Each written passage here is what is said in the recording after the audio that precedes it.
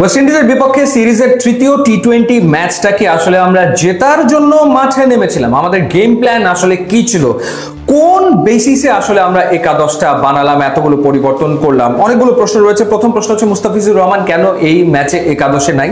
এই ম্যাচে তাকে বিশ্রাম দেওয়ার কারণটা কি? মুস্তাফিজ কি নিজের থেকে বিশ্রাম চেয়েছেন, না ম্যানেজমেন্ট থেকে তাকে বলা হয়েছে যে না, তোমার এই ম্যাচ খেলতে হবে না? কি কারণে ফিজ আসলে এই ম্যাচে একাদশে ছিল না? তানজিম সাকিব সেও এই ম্যাচে নেই। তাওহিদ হৃদয়কে এই ম্যাচে ড্রপ করা হয়েছে এবং খেলানো হয়েছে জাকের আলী অনিককে। কেন, কি কারণে? যদি ড্রপ করতে হয় তাহলে জাকের আলী অনিককে ড্রপ করতে হবে। তার যে recent performance, recent form, last ম্যাচে তিনি যেভাবে করে ক্রিকেট খেলেছেন, তাতে করে তো তাকে ড্রপ করার কথা। তাকে না করে কেন তাওহিদ হৃদয়কে ড্রপ করতে হবে? এই প্রশ্নগুলোর উত্তর আসলে কে দেবে? কিসের ভিত্তিতে একাদশটা আসলে তৈরি করা হয়েছে? যেই জাকের আলী অনিককে খেলানো হলো তাওহিদ হৃদয়ের জায়গাতে, মানে তাওহিদ হৃদয় ড্রপ, জাকের আলী অনিক খেললো। সেই জাকের আলী অনিক আসলে ব্যাটিং করলো কোন পজিশনে? আমরা দেখলাম যে রিশাদকে ব্যাটিং অর্ডারে প্রমোট করা হলো, তাকে পাঁচে খেলানো হয়েছে। নুরুল হাসান সোহানকে তারপরে নামানো হয়েছে, ইনফ্যাক্ট নাসুমকে তারপরে নামানো হয়েছে এবং তারপর ব্যাটিং করতে নেমেছে জাকের আলী অনিক। তাহলে সে আসলে দলে কেন? তার কাজটা আসলে কি? এই প্রশ্নের উত্তর কে দেবে? কেন, কি কারণে সে একাদশে? এই প্রশ্নের উত্তর কে দেবে? এবং সেখান থেকে এই প্রশ্ন আসাটা কি স্বাভাবিক না যে বাংলাদেশ আসলে জাস্ট নিয়ম রক্ষার জন্য মাঠে নেমেছে এবং যারা আসলে প্রথম দুইটা টি-20তে বাইরে ছিল তাদের সবাইকে খেলিয়ে দাও? ব্যাপারটা এই, একটা ইন্টারন্যাশনাল ম্যাচ, বাংলাদেশ দুটো ম্যাচ হেরেছে হোয়াইট ওয়াশের সামনে দাঁড়িয়ে। এইরকম যে মনোভাব বাংলাদেশের টিম ম্যানেজমেন্ট দেখিয়েছে, সেই কারণে এই টিম ম্যানেজমেন্টের মোটামুটি সবাইকে ঝেড়ে ফেলা উচিত, কাউকে রাখা উচিত না, শুধুমাত্র এই মনোভাব দেখানোর কারণে।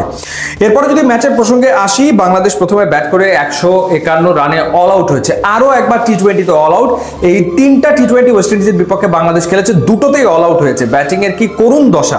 অর্থাৎ পরীক্ষা নিরীক্ষা করে যেমন ইচ্ছা তেমন ব্যাটিং অর্ডার সাজিয়ে, অর্থাৎ সাইফ হাসানকে 4 নম্বরে নামিয়ে পারভেজ হোসেন ইমনকে ফিরিয়ে এনে ওপেনিং এ খেলিয়ে যা ইচ্ছা তাই করে জাকের আলী অনিককে 8 নম্বরে ব্যাটিং করিয়ে কোনো কিছুতে কোনো লাভ নেই। বাংলাদেশ ঘুরে ফিরে অল আউট হয়েছে 151 রানে এবং এই 151 রানের ভেতরে তানজিদ তামিম একাই করেছে 89 রান 62 বলে।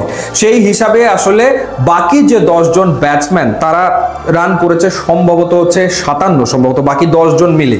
সো 151 পর্যন্ত করেছে এবং শেষ 5 ওভারে বাংলাদেশ আসলে রান করতেই পারেনি। মানে ওই সময় গিয়ে যখন মিডল এবং লোয়ার মিডল অর্ডারের ব্যাটসম্যানরা এসছে, তারা আসলে কেউ রান করতে পারেনি, খেলতেই পারে না।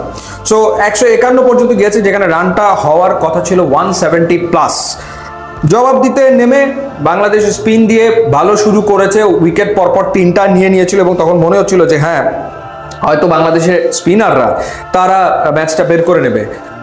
তো সেইখানে তাসকিনকে দেওয়া হলো একটা ওভার। তাসকিন সেই এক ওভারেই মোটামুটি প্রথমেই দিয়ে দিলেন, কত রান দিল? 18 রান প্রথমেই দিয়ে দিলেন। দ্বিতীয় ওভারের প্রথম বলে তিনি একটা ছক্কা খেলেন এবং দুটো 50তেই আসলে ওয়েস্ট ইন্ডিজ ম্যাচ নিজেদের করে নিয়েছে।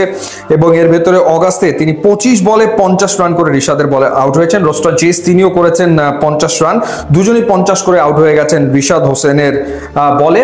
এবং যথারীতি সফলতা যা এসছে স্পিনারদের থ্রুতেই এসছে, বাংলাদেশের স্পিনাররাই আসলে উইকেটগুলো নিয়েছে। সো যাই হোক, শোচনীয় পরাজয়, শোচনীয় সিরিজ হার। 3 ম্যাচের ভেতরে দুটোতে অল আউট। ব্যাটিং অর্ডার বলে কোনো কিছু নাই, মিডল অর্ডার বলে কোনো কিছু নাই। এই অবস্থায় এই সিরিজ শেষ করার পর এখন আসলে বিসিবিকে ভাবতে হবে যে সামনে টি-20 ওয়ার্ল্ড কাপ রয়েছে, সেই ওয়ার্ল্ড কাপের প্রিপারেশন দল কিভাবে নিতে পারে, সেই দলে কাদেরকে ডাকা হবে, এখন ইয়াংস্টারদেরকে প্রমোট করা হবে নাকি পুরনো যারা ছিল একসময় খেলেছে তাদেরকে ফিরিয়ে আনা হবে, সেই ভাবনা ভাবতে হবে বাংলাদেশ ক্রিকেট বোর্ডকে।